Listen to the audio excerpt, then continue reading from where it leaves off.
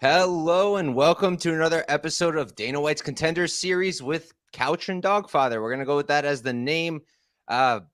Interesting week last week. I didn't get to catch all of the fights, but I did catch the one that mattered, the one I had a bet on. We'll do a quick recap, me and Dog right now, and then we'll hop right into this card. This card's probably one of the weirder ones in a while, some strange matchups, but I low-key think it's going to be a really fun one. Real quick, I'll do my recap, then Dog could talk about his. So right now, I'm 5-1 on the season, doing pretty well. Lost like 1.5 units on the first episode, and since then it's been profit. I think I have to do the math, but I think I'm up around 4 or 5 units on the season. And last week, cashed a Teba. That was nice. Got him at plus 155, and I felt good about that one. And then I had a little bit on what's his face in the main event getting a knockout. The what's that dude's name? The New Zealand guy? Tao. Tao. Yeah, had him by knockout. That didn't really look like a great bet, but sprinkled it. Still profited, I think, 1.3 units, so I'll take it. And yeah, hoping to keep it going. How about you, Dog? How you been doing, and how you feeling about this card? Good week, in my opinion. I would have had a huge week if Hart got what I felt was a deserved decision based on significant head strikes and damage, which is personally the scoring criteria of how we score fights. However, Adelaide Bird did not agree, so I ended up down like 0.4 units, but Gautier at plus 145, 150, I thought was a solid bet. And I honestly thought Hart at plus money was a good bet. I thought it was a better bet personally than Bennett at plus money, largely just because he had all of the finishing upside. And he had all of the most, I would say not all, but most of the damage, the majority of the damage in the fight outside of, Hart getting a cut in round 3. But, him backing up and being poor optics, I felt like Hart probably covered, a slight favorite tag. So I'm fine with the bet despite it losing. Yeah, I feel you. I honestly didn't get to watch that fight. I leaned Bennett pre-fight. And I mean, he won, but it sounds like not just from you. It sounds like most people felt like Hart should have won that fight. And here's another fella here. What's up, brother? Thanks for tuning in. Still mad. Don't remind him. We won't. Who else we got here? We got Tyler, 138 MMA. Make sure you guys are checking him out. I actually watched his breakdowns today in the car when I was driving. He does great work. He's got the whiteboard. You're influenced by his breakdowns already. So yeah, I'm gonna go word. I'm gonna word for word just say what Tyler said, and that's gonna be my breakdowns. Just gonna say everything he said. Yo, Tyler, do you need a co-host, brother? Because I'm sick of this guy already. Dogfather has had it up to here with me so far. Last week, the week before that. Sorry, dude, yeah, you're changing schedule on me like every freaking day. It's like, dude, can you do Sunday at like 10 p.m.? I'm like, dude, I haven't even seen these guys face off yet. And I will say, like, the past couple weeks, it's like you saw Gautier face off, and I'm like, yep, I'm betting him. Yeah, some of that face off made me feel so much better about my bet. Like, one dude clearly had a ton of muscle, and the other one was just okay looking. Yeah.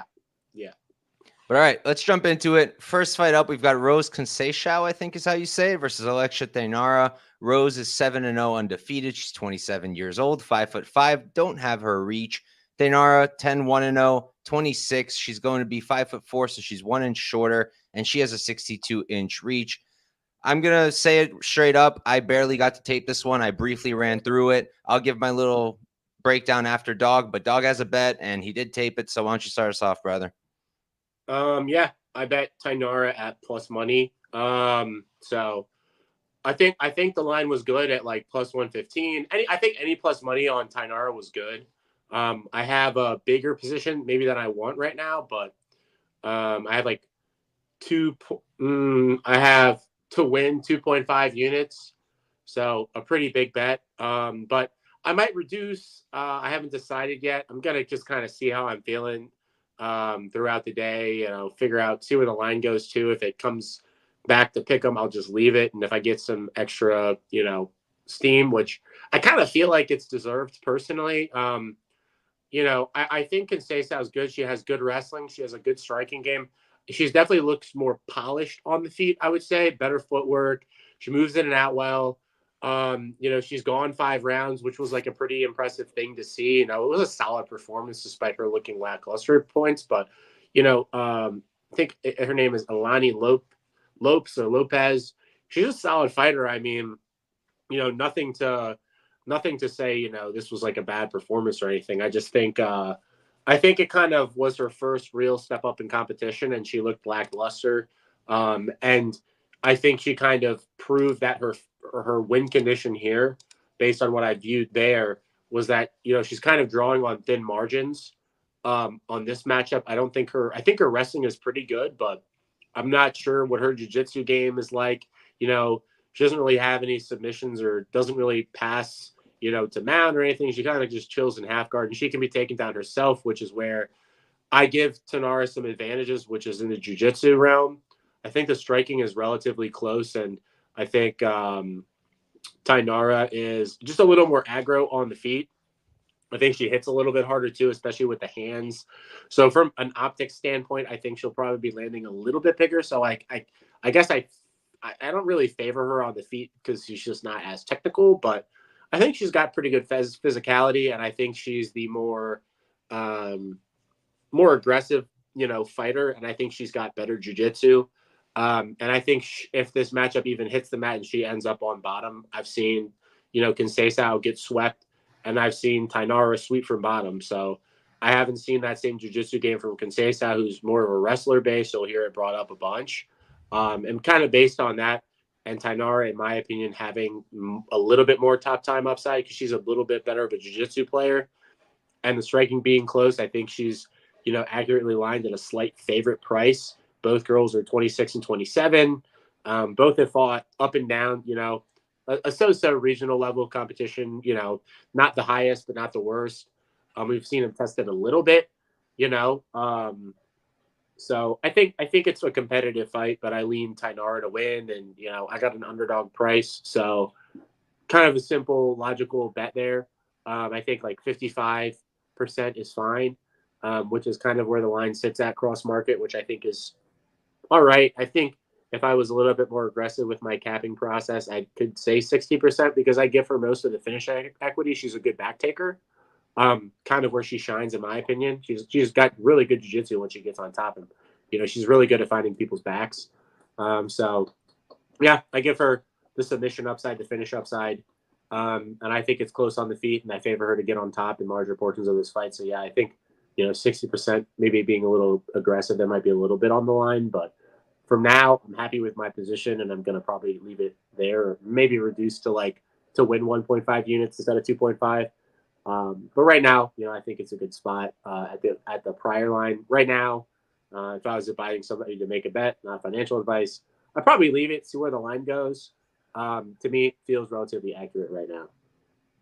Yeah, from the little I've watched, like I got to watch a few of Thainara's fights. I went back to the Rayan Dos Santos, Rayan Amanda fight.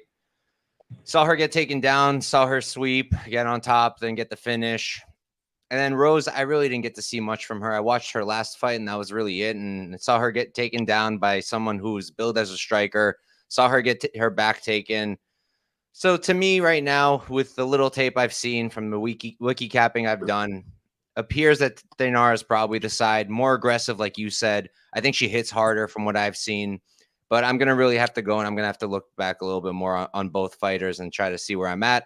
I'm not going to force anything. The line's kind of getting away from me. If it gets way wider, maybe it'll be easier to get to Rose because she does seem pretty damn good to me. But again, I'm going to have to tape it, so I won't give too much on this fight. We can move on, though. This fight, I can't wait to talk about. We got Kevin Vallejos. Just go. I'll sit back. Versus Cam Teague. Vallejos 13-1-0. He's 22 years old, 5'7" with a 68-inch reach. Teague 7-0 undefeated. He's 26, So he's 4 years older, going to be, I don't think he's 6 foot. I think it was LFA or whatever promotion he fought in last, Fury. They had him at 5'10". I think that seems a bit more accurate, but he is bigger than Vallejos by a decent margin based off the face-offs. So yeah, so for me, I'll start us off. Everyone's on Vallejos, and I think the price is inflated because of, we see this time and time again. Someone comes in, they have a great performance against a really good fighter, they still lose, and then their next fight, they're a huge favorite over somebody else because, hey, they looked good against this guy, and look how good he's doing. And I think that's what's happening. He fought Gene Silva, he won the first round, and then lost the decision, and now Silva's killing it in the UFC. So everybody's just assuming, you know what? Vallejos must be a stud, and he is. He is a stud.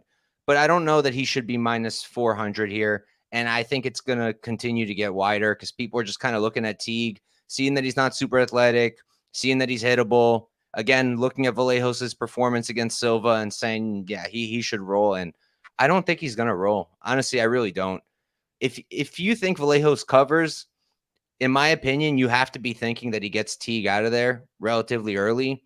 And I don't really think that he will because Teague is just durable as hell. Austin Lingo, I don't rate him very highly, but he does hit pretty hard and he is a good boxer. And Teague was just taking those shots, and he just kept coming forward. And what I love about Teague is he just fills the space. Like he's always throwing something. He's relentless with the output. He's relentless with the forward pressure. And it's not like he's bad either. Like his technique's not bad. Is he as clean and crisp as Vallejos? No, not even close. But he is a good striker, in my opinion. And he is going to throw a lot more. And he's going to be in Vallejos' face. And something we saw with Vallejos in the Silva fight, and I think people are ignoring it because it was Silva, but then it happened again in his last fight, is I don't think he handles forward pressure well. I understand it's Gene Silva in that one time, but how about the last one? I forget the fella's name, Contreras. The guy was backing Vallejos up, and when he was backing him up, it wasn't his last one. It was the one before that. Oh, is that Perez? Yeah, Perez, like the 12 and 10 guy, 30, like the 35-year-old or whatever. Oh, is one of those fights not up on? The last one's not up on Samurai, whatever. Okay, so that's why I thought that. Okay, so his second to last fight, he was getting backed up, getting pieced up by this guy. And I mean, 13-9, 12-9. Not like the dude is some kind of elite fighter like Gene Silva. And still, he had so much success, and he was in his face, and he was landing, and he was hurting Vallejos. And I just feel like Teague's going to be in his face. I think he's going to be landing a lot more. He's going to be throwing a lot more. And I just think that he's going to be able to win a decision, just pure output and just pure cardio, pure dirt, like just being in his face, being the dog, having that dog in him. He's going to fight for your money. That much is guaranteed. Like he's either going to die or he's going to go for it. And I don't think he's going to die. I really do think he's very live to win this fight. I personally don't think Vallejos should be past like 60%, maybe 65, I guess makes sense. But I think anything past that is kind of getting a little nuts and just assuming that he's going to roll through Teague because he won a round against Gene Silva and didn't get finished after that. And I just disagree. Like if the line keeps going this way, I told Dog behind the scenes, if we get plus 500, I'm going to put a full unit on it. I'm just going to send it because I see a clear path for Teague here. And I really do think he can win the fight. My gut is telling me he can win the fight. My eyes are telling me he can win the fight. My brain's telling me he can win the fight. So, yeah, that's where I'm at. Vallejos he's really good, man. He is really good. I love how he targets the body, and that's going to work on a lot of guys. That's going to tire out a lot of people. But Teague took a ton of shots to the body against Lingo, and he didn't slow down one bit. He was just in his face nonstop. He went decision. I think it was his first fight or his second fight. Cardio looked great to me, and he's throwing a ton. He's putting a ton out there, and he's not slowing down. And I do think Vallejos will slow down, and I do think Teague will slow him down. Will he finish him? Probably not. I was pretty interested in the fight goes, but right now Bet Online has a $50 limit, which I don't think I've ever seen, and that means even I can't get a unit down, and that's really saying something. So, yeah, that's something I'll be looking at. The fight goes if they lift the limits. I can get a unit down. I'm reducing my unit size. Oh yeah, reducing it all the way down to 50. But if they raise that, I'd be interested because both guys are very, very durable, and I don't think either of them is going away. So if it really is going to be plus 110 at a playable, with decent limits, I'll probably get to that. But I'm way more interested in a Teague money line bet. I'm pretty hype about it. And so far, when I've been hype about a play this season, done well with it. So we'll see what happens. How about you, dog? Yeah, I mean, I share the same sentiments as you. We were talking about it obviously before the show, and everybody's like got conflicting opinions. But yeah, I mean, I hate to say it, but like Teague's kind of like the guy that is that he's an underdog. You kind of want to bet him. You know what I mean? Like, I know from a skills perspective, it's really easy to like go in and be like, oh, this guy kind of sucks. But he just kind of, what he kind of lacks in skill, he makes up in most everything else, which is things that you kind of want to see in an underdog, which is pace, output, toughness, will, heart, durability. They're all kind of things that you'd like to see. And I don't think Vallejos is the biggest hitter, to be honest. Like, he's definitely finished some okay guys. Like, finishing Garagori is somewhat impressive, but like that was a relatively competitive back and forth fight till it just looked like Vallejos took him to the body and kind of just flurried on him, which obviously live here with, Teague's lack of defense. But outside of that, I mean, if they're striking, I think it's somewhat a lot more competitive than people probably would imagine. I went into the matchup thinking that Vallejos would have been free money, and I came out thinking Teague's really not as bad as people are, giving him credit for. Um, and I actually think like he could be an okay UFC guy in the future, just having banger fights. Like, so I don't think this is like an AJ Cunningham, you know what I mean, type of guy. Like, I think this guy's got a little bit more to the game than a dude like that. I think he's got a little bit more pop on his shots. I think he's got a little bit more grappling. I think he's just a little bit, I think he's just people are probably going to make that comparison. I feel like that's, if they're looking at this line, it's like, oh, this guy's like AJ Cunningham, and I'm like, I don't really see it. I think he's a little bit better than that. Give him a little credit. You know what I mean? AJ Cunningham would probably never beat Austin Lingo. And I get Lingo gassed out, but it's like, yeah, nobody can keep up with that kind of pace, like at the end of the day. And let's be real, Vallejos really isn't hurting anybody like that bad. He's kind of just like in competitive striking fights, still he finds a finish. And if it doesn't come, what do those fights look like? The Garagori fight, if that doesn't finish, what does it look like? If the Miltic fight, that finish doesn't come, what does it look like? And I think Vallejos has elite hardware, durability, and I think he has elite durability, but his cardio can look suspect at times, and he's pretty small for the division, man. He should be at 35 in my opinion. He can't. He's undersized, and so to make him, like you said, this wide of a favorite seems a little silly to me. I'll be on Teague. I don't know in what capacity, and I don't know what line I'm going to get, but me, I wait around, I plot, I sit around, I'll bet it 5 minutes before the fight or whatever I think's the best line that's available.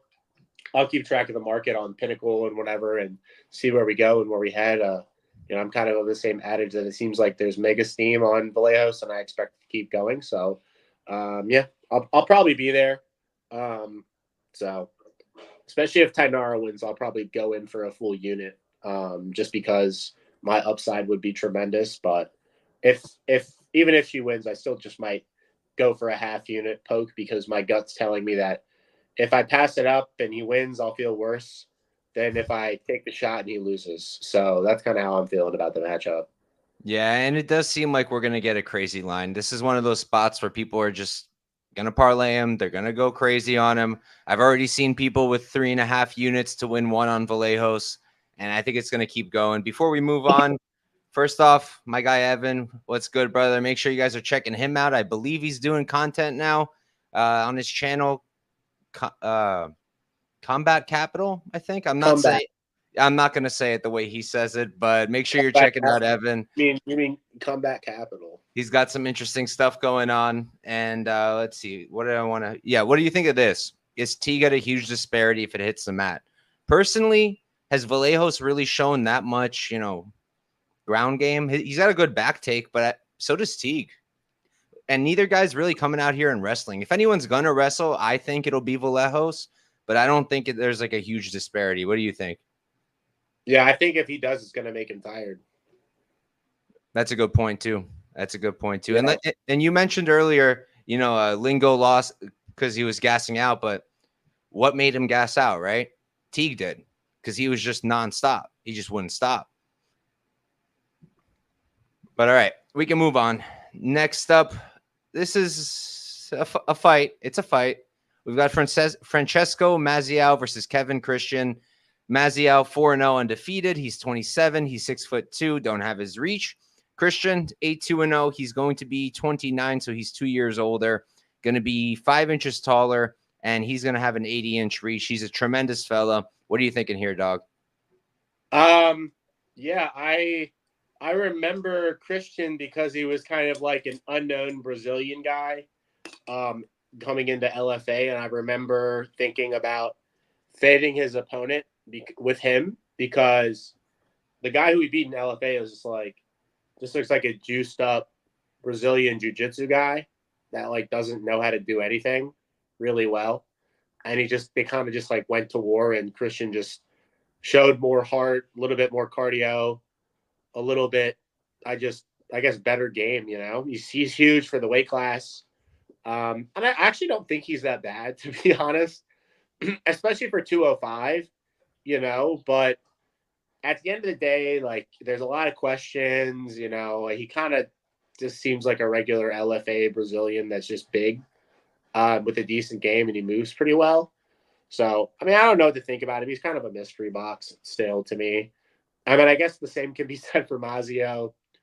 Hasn't really found any success in his career outside of round one, but he's really explosive. His wrestling's not bad. He actually has a decent get-up game. No jiu-jitsu to speak of, though. So I don't know what to think of the fight. It's dog or pass, obviously, because laying juice on or chalk on Kevin Christian just seems like a recipe for disaster. Laying juice on the under, I guess, makes a little bit of sense, but from kind of what I think that Mazzeo seems like he's got a blockhead, and he seems like he'd be pretty damn durable. So like I know that Christian could probably crack him, but I don't know if he puts him out. And I feel like Mazzeo seems like a tough dude, and it'll probably be like one of those unders where you're like, oh, it was value because they went to war. It's like, yeah, of course they're going to go to war. There's nothing that tells you otherwise. But I just don't know how excited I am to lay the underprice.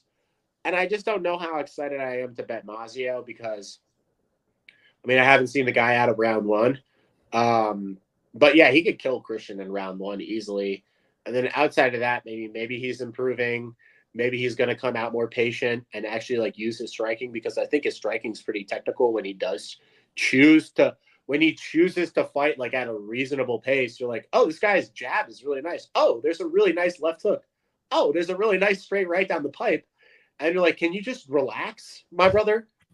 Like, just chill out and just strike like a normal dude, not like an absolute ape, and just chill out a little bit, and conserve your gas tank and strike technically, because I feel like he can, and he just chooses not to, and pushes this hellacious pace that nobody can keep, especially him. So I can't trust the guy, even at the price. So it's just a mega pass fight all the way around. I feel like I've given plenty of reasons to just not bet it, my humble opinion, and just leave it. Watch the fight; it'll be fun, and maybe live that Christian out of round one. Like maybe he gets dropped, and Nobo's finished, and Mazzeo, you can tell Mazzeo lets you know when he's about to gas. Like you can tell in the Hewitt fight, you're like, oh, he's toast, and he turns red as a tomato. And yeah, I will say Christian's a lot taller, but from a physicality standpoint, I don't know. So I agree. He's definitely a lot taller, but it's not like he's some jacked up Brazilian. He's just kind of skinny fat, to be honest. So I don't know how the physicality is going to play out, but I do know that Christian seems like he has cardio. He seems like he has heart, which could be enough to win this matchup if he can survive. So don't know what to think. It's dog or pass, volatile matchup. So yeah, I'll start with the size disparity. Yeah, Christian's way bigger, but he doesn't really use it. He's got a nice jab and he has a nice teep, but he's not using it to keep the range. If he starts doing that, he could be something like real good because he has that 80-inch reach. He is huge. And if he uses that jab, he uses that front kick, I think he could do a really good job at range, but he doesn't really do it. And then he'll crash right into range. He'll go into the pocket. He's the definition of tall man's defense. I mean, the chin is way up high. He can be dropped. I feel like Mazzeo is kind of like a little bit of a better version of Porto because Porto really is just pure muscle and power and nothing else.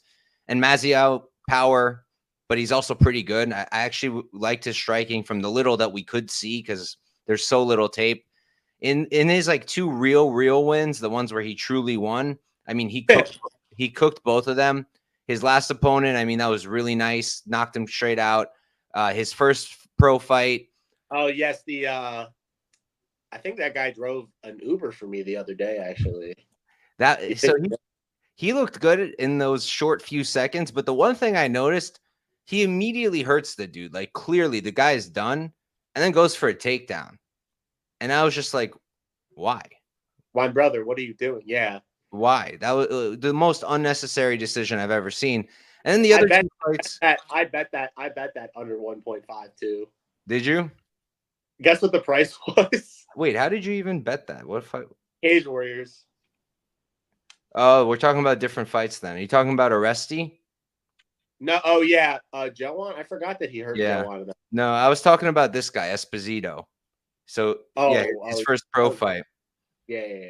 He hurt him like immediately with like the first or second punch, and if he threw one more, it would have been over. But instead, he went for a takedown and then finished the fight. But still, just seemed like a bad decision. And if he was fighting someone good, that might have not been a great idea. And then we have these two fights, right? So the Aresti fight, I guess you got to credit him there because the arm injury was caused by that lateral throw. And that was a nice throw too. You know, he tossed him, guy landed badly, arm got injured.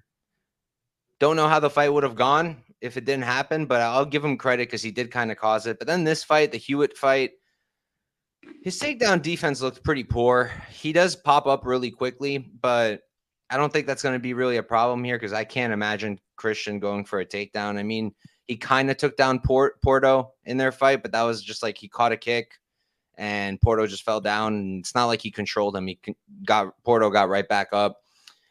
So I really don't know what to make from that fight. And also, do you feel like in the Hewitt fight, do you feel like he quit there or do you think he truly couldn't continue? I feel like he was gassed and ate a knee right in the eye socket. Yeah. So it's a bit of a combo. He's probably like, all right, I know I'm gassed. Like, I mean, I don't know.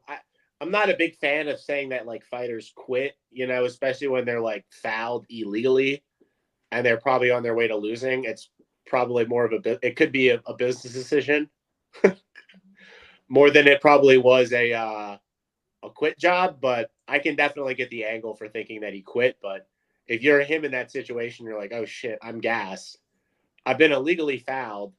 Somebody just kneed me in the eye socket. Because let's be real, that wasn't like a half-ass knee to the face. That was like full impact. Like he's dead. He's dead weighted on the ground too. So he's like on his knee. You know, if you get kneed in the face and you're like sparring, you can kind of like see it and move out of the way a little bit and you're not planted. But this dude's knee was on the ground. He's fully dead weighted. He gets kneed right in the eye and like the side of the head.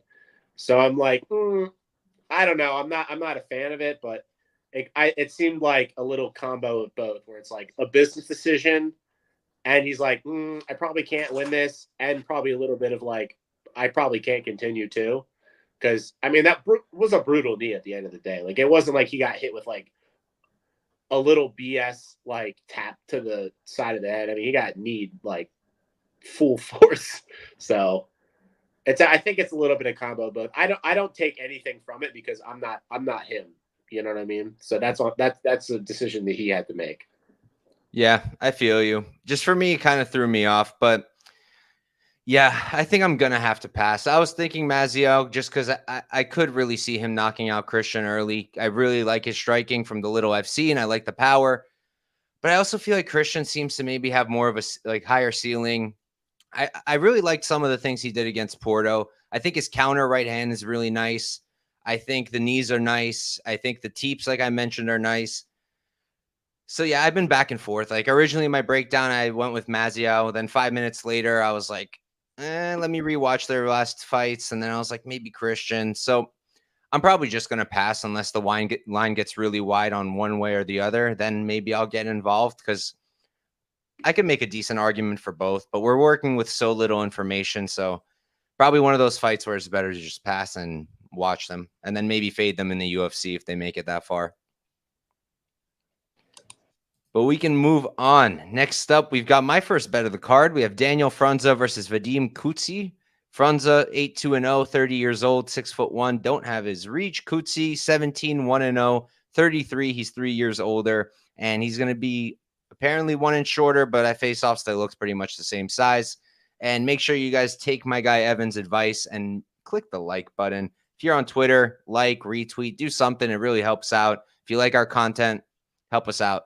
So, yeah, I went with Frunza here, played him at plus 195. And I just think the line's wide. That's really all it is for me. Kutsyi, I think, is the rightful favorite. He's going to have the grappling upside. That's clear as day. You know, Frunza takedown defense isn't very good. Get-ups are decent, but the takedown defense isn't great. And I think everybody's looking at that Boletto Jr. fight, and they're just like, yeah, he can get his back taken. The hooks weren't even in. He got subbed. But he got rocked really bad right before that. So I don't know if that was necessarily his ground game being terrible. I think he was just rocked and then couldn't defend because of that. It was a classic club and sub. And Kutsyi could do that. He could, but I just don't. I think the line is just too wide because if he's not having a ton of wrestling success, if he's not able to grapple Frunza for all 15 minutes on the feet, I kind of favor Frunza. Kutsi's maybe a little cleaner, maybe, but I'm not even sold on that. I think they're similar. And I actually, I'm watching Kutsyi, and I feel like in his last fight against Nurdiyev, I didn't like how he looked. I know he won that fight, but I didn't like how he looked at all. He got hurt. He was getting backed up. His hands are low. To me, he kind of seems a little bit slow and kind of labored in his striking, especially after the first round. You watch his second to last fight, decent guy, but like when they were on the feet, he didn't look great. And I'm watching it, and I'm like, and then I'm watching Frunza, and then I'm watching Kutsyi back, and I'm like, if Frunza's backing this guy up and he's in his face, I think he's going to struggle. And I think Frunza is going to be in his face. He's one of those guys who's got a lot of forward pressure. I think he's a good striker. I think he hits really hard. And I just see him backing Kutsyi up. I see him landing more. I see him throwing more. I see him landing the better shots.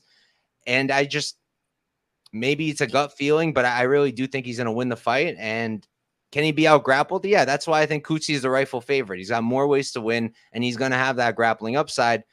But I just think that Frunza can keep it on the feet enough where he's going to be able to win it. Probably a decision. I wouldn't be shocked if he knocked him out, but I think he can win a decision too, just based off of damage and landing more and being the guy who's moving forward rather than being backed up the entire time, which I think is going to happen to Kutsyi. I think the line kind of reflects just the record. People are seeing that 17-1-0. They love that. They see the grappling. They see that Frunza has been subbed twice. But again, the first sub loss was his very first pro fight in 2016. And then the second time he got hurt really bad on the feet by Boletto, and then he got subbed. So I don't put a ton into that. Kutsi's got a solid back take, but I don't think he's anything super special on the ground. I think he's fine there. But on the feet, honestly, I do favor Frunza. So at plus 195, I feel the line's too wide. Took my shot for a unit, and we'll see what happens. How about you? Yeah, I see the fight the same as you. I mean, it just comes down for me if I'm going to get a bet on the fight. And I don't know. I just don't feel too. I get the Frunza position, and I get why you take it, but I just don't feel super excited to play it because I feel like this dude looks Belarusian. What is it? Is it Belarusian? Which one? He's Kutsi's Belarusian, and then Frunza's Romanian. Yeah, Kutsyi, the Belarusian or however the hell you say it. I feel like the Belarusian is. I just think he's a little more explosive. I think he's a better athlete than Frunza. Frunza's just kind of like, I don't know. It's just something about him. I just don't really like. I'm not like excited. I just think he's kind of like whatever when it comes to being an athlete. Kind of just like solid kickboxing striker. I like his hands a lot. just like his striking. He's just a good kickboxer. He's way more technical than this guy, so I do favor him the striking over an period. He kind of cracks low key. He's got like sneaky power, He like the way he like finishes up combos, and he knows what to do when he hurts somebody. You can kind of tell he's just got a good striking acumen, and I like him. He's solid. I just don't think there's anything that like stands out about him though for me to like want to really click the button, if that makes sense. And I can just see this, this dude, I guess, having some grappling upside. Maybe he can land a bonk too, because he seems like he's got a lot of power. So I'm kind of just viewing the line as I know the line's not accurate. I feel like there's a lot of questions on the guy from Belarus. More questions than I have on Frunza. I kind of know what the issues are. And I can see what the issues are with this guy. He seems a little gassy, gets sloppy late, but he's really strong. But I'm just not super chuffed to play Frunza, so I'm just going to leave it. I feel like overs are probably good. These guys seem relatively durable, but once again, They both get hurt a lot, though. Yeah, that's what I'm saying. And both guys kind of crack from what I can see. So it's like I don't know what the over is, even at like, and I think the over 1.5 is chalked up. So even that, I'm like, not really excited. So I'm just gonna watch. Can't really get a read on how I feel about the fight. And when I do that, I know that's a perfect time for me to pass. So I recognize the value in Frunza, but nothing really for me here that I'm like super bullish about. I'm not a big props guy, at this stage in my betting career, just because it's kind of annoying for me to get down. And I feel like if I spend more time just betting money lines and totals, I'm a better bettor. So I leave it at that.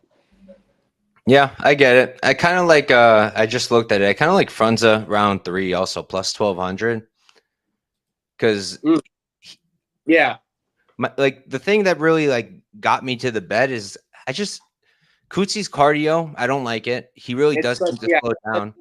It's suspect, yeah. And once he hits round 2, like that second to last fight, like he doesn't look good on the feet. He gets really like slow, labory. The hands go real low. And I just think Frunza is going to be in his face. So I'm probably going to sprinkle that round 3 also. And I already have the unit down on the money line.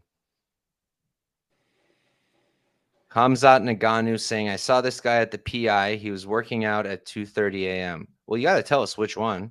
I know Kutsy's at Extreme Couture. I couldn't place Frunza based off of his Instagram. Also, we didn't even mention it, but Kutsy's been out for 2 years.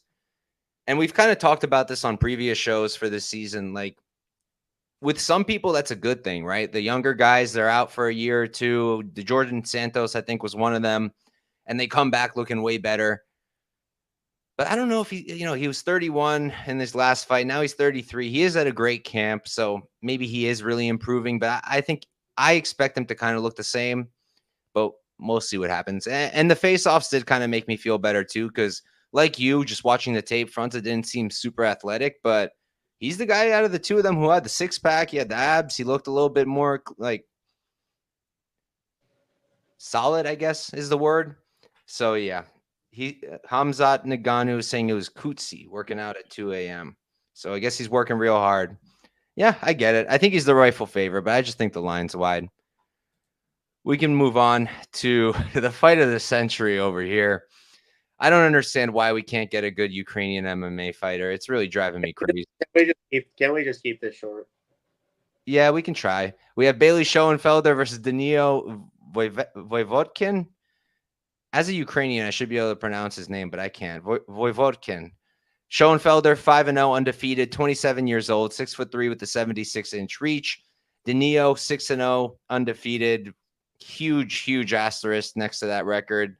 24 years old. He's 3 years younger. Don't have his height or reach, but he was quite a bit bigger than Schoenfelder at the face-offs. What are you thinking, dog? Nothing.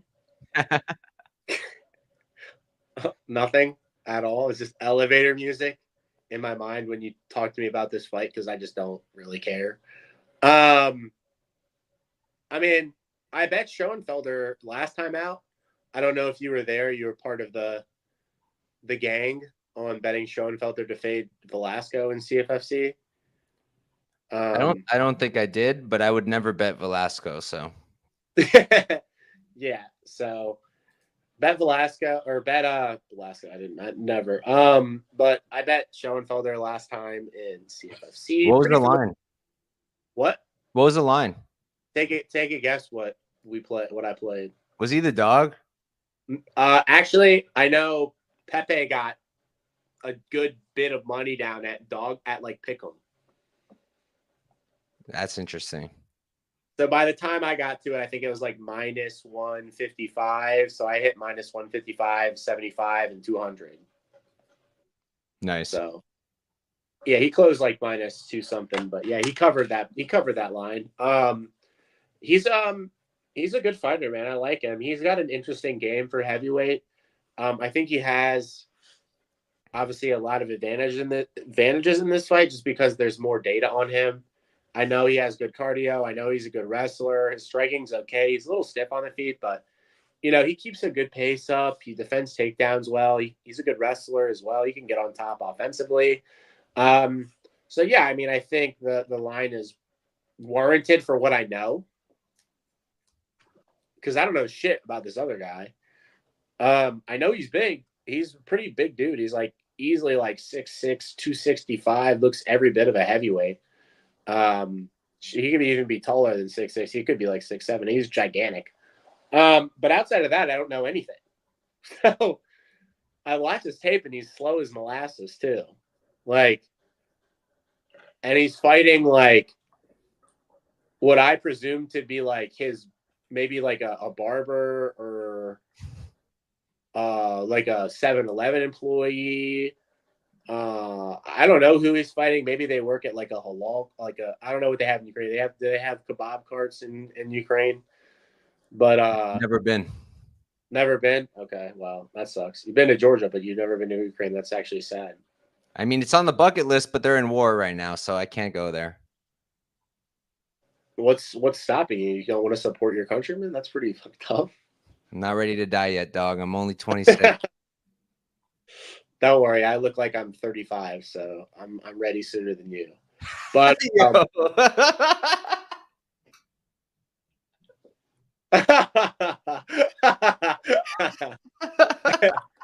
this dude always comes at my hair, dude. Oh, I'm sorry, bro. That was too good. He gets me on every ball joke, and they're always funny because they're so like I've heard all of them. You know what I mean? So they're always funny because he keeps going to it, even though he knows I'm like, dude, I've heard that one. He's like, nah, I'm going again. He's like, I got another one in the Glock, dude. That was just too well timed. I wasn't expecting that. Pierce just reloads the clip for another fucking ball joke. That was good. I thought we were friends too. Now he's like my arch enemy. So, but yeah, no, that leads me off of this fight. I don't give a shit. It's hilarious. I hope if you talk for more than 2 minutes, 3 minutes on this fight, dude, don't speak to me. Next week, you guys are going to get Dogfather and Tyler instead of me. He's going to disown me. But yeah, look, what the hell is there? Really? You've had enough. You're done. What is there really to say? For some reason, I remembered Schoenfelder being bad, but that's not the case at all. I was actually pretty impressed. I think he's a good striker. I think his takedown defense is really good. I was really impressed by that. Cardio looks solid. He seems like a good heavyweight. He's still young, improving, and really not much bad to say about him. I don't know if he should be minus 700. I kind of told Dog this. I just don't know if anybody who I consider mid to low level heavyweight should be minus 700. But then at the same time, is he really that low level? Like, yeah, he's green. He's 5-0, but I actually think he's pretty good. Now with Danylo, who the hell knows? Who the hell knows? I mean, I like that he's doing like everything. He's like a combat sambo guy. Apparently karate, kickboxing, Muay Thai, staying active, doing a bunch of stuff. Damn, look at him, dude. Which is good. The next Badr Hadi. Look at him. But it's hard to tell. His opponents are just embarrassing. I don't know where they're finding these. I know where they're finding these people. They're finding them outside, offering them $50 and saying, "Hey, go in there for like 10 seconds." Because I mean, most of his fights end within 30 seconds. I think one of them goes past that, like to 2 minutes or something, and that's about it. And I don't know. I don't know how good his grappling is. I don't know how good his takedown defense is. Seems like he hits hard. And I mean, he's handling these guys accordingly. He's not going to decisions with these guys. He's finishing them quickly. But it's not that impressive. He seems like he hits hard. His striking looks decent to me. He does look slow, like you said, but Schoenfelder's not exactly speedy either. So, yeah, I mean, I'm probably going to pass. You know me. If they give me plus 1,000 Danylo pre-fight, I'll get involved a little bit. But that's really it.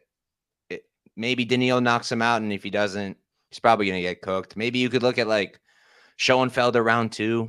Maybe that's going to be something, but I'm going to guess that the odds are terrible. Let me see.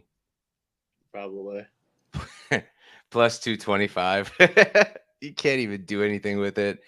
Over 1.5 would have been like a contrarian thing I'd look at, but plus 160 isn't good enough considering Danylo literally never goes past like 2 minutes. And yeah, you're better off playing Schoenfelder round 2 than the over, probably. Yeah, I agree. You're probably better off doing that. So yeah.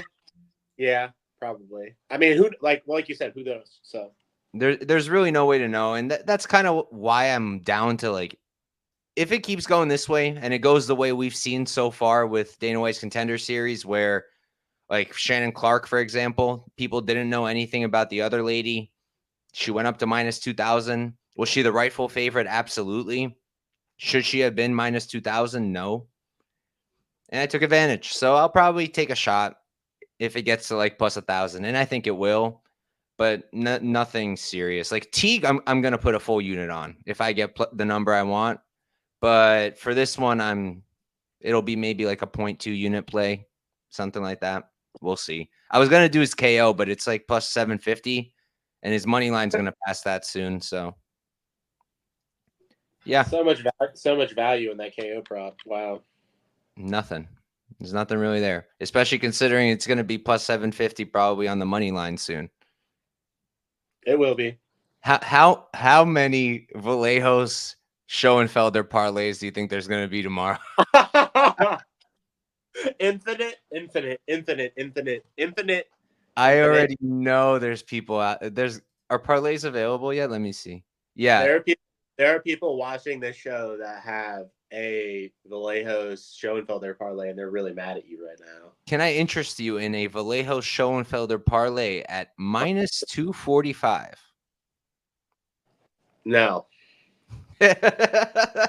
Nice. Well, tomorrow it'll be minus 350. Maybe that'll be more interesting for you. It probably hits. It probably hits. Probably. I don't know, bro. My gut is telling me Teague's gonna do it. My gut's telling me, but we'll see. Does he have? Is this an aura bet? Honestly, oh no, the accountant aura. You know what kind of aura he has? He's got the Corey Sanhagen aura. The autism aura. Nah, the IT guy aura. Like he looks like he could pull up and fix your computer, and then he can beat the crap out of you too. Yeah, and he's from, where's he from? I think he's from Arkansas too, which makes it even funnier. If you haven't locked it in yet to get COV.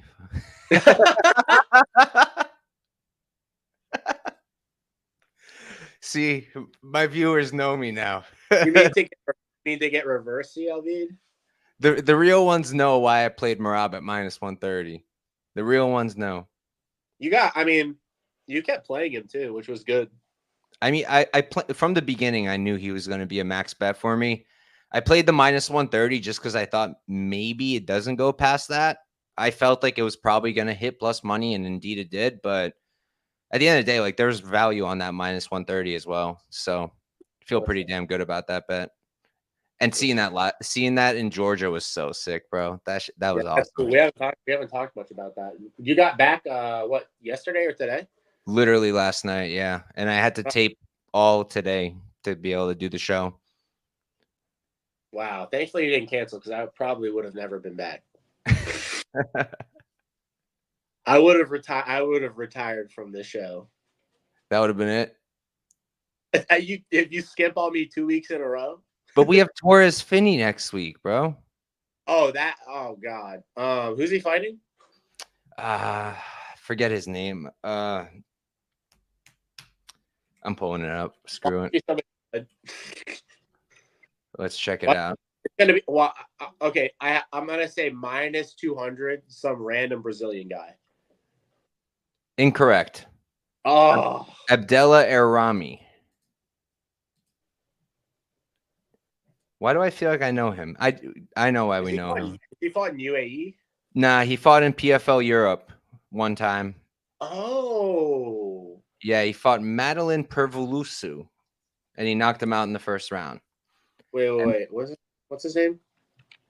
Abdella Errami. I think that dude, that Madeline dude, just fought in Brave this weekend. And then I guess he was supposed to fight Logan Woods on Contender Series. I'm assuming Woods is out. Abdella. Oh, I know this guy. Yeah, I know who this is. Yeah, Finney should beat him. How ridiculous would it be if Finney really pulled up for the third time and then lost? I'm finna say nothing. Oh, David Martinez is next week too. I'm hype about him. Wait, what? I dude, you know me. I don't look in advance of anything most of the time. Oh, the GOAT is back. Robbie Ring is. Yeah, Robbie Ring is back. I noticed that too. The GOAT. I'm so low on him. I'm ready to fade him again, but I don't know who this Alberto Montez guy is. Oh, Jacoby Smith. Oh. Is he good? Why do I not recognize him? Oh, baby. He's fighting a Canadian, so he's probably gonna win. But baby, yo, there's a Kazakhstan guy on here. He's probably a lock, dude. Yeah, I don't recognize really any of these guys. Do you know Bartosz Shuishik? Has he fought on KSW, or is he just a Polish guy? Let me tell you. He's been fighting on. He's an FEN guy. Yeah. FEN? A bunch of FEN. He's from, it looks like, he's at Uncos Gym. That's bullish. He's a what? At Uncos. Oh, Uncos, yeah. It's like the best gym in Poland, pretty much. One of the best gyms. Looks like a fun card, honestly. I'm hyped to tape this one. This looks like a really good card. More than likely, we'll fade Robbie. I'm so low on Robbie Ring. Who is this guy though? I have no idea. Is he some? He's at the GOAT Shed. I don't know. He's at the GOAT Shed. Very bullish. But yeah, all right, guys. That's the card. That's Dana White's Contender Series Week 7. Somehow, in the middle of football, there's 96 of you here, so really appreciate all you guys watching, tuning in. Again, if you're on YouTube, please like, subscribe, comment. Really helps out. If you're on Twitter, like, retweet, whatever. Also really helps. Dog, you got anything to plug before we hop on out? No. Okay. For me, so the UFC breakdown, I'm probably moving it to Wednesday. A, because I'm tired of competing with Contender Series. And B, I just got back and I barely taped any of it. And there's 14 or 13 fights. So realistically, going to have to move the show to Wednesday. And then I got 2 interviews this week that I'll be putting up. Actually, I think I have 4. I have to double check. And then I'll be doing commentary this week at Warrior Cage Grappling. If you guys have been watching me or you're following me on Twitter, you know that I've been involved with them, doing commentary for their shows. What they do is pretty cool. They're a jiu-jitsu promotion, but it's inside of a cage and with MMA gloves. So there are jiu-jitsu promotions with just being in a cage, but the gloves is different. That's new. And it kind of just adds a different dynamic because it's kind of MMA, but not really because there's no striking. And it's good for the guys because they get experience in the cage. No real risk of damage. Obviously, there's always a risk in any kind of grappling or anything, but less risk compared to like an amateur MMA bout or a pro MMA bout. And should be a lot of fun.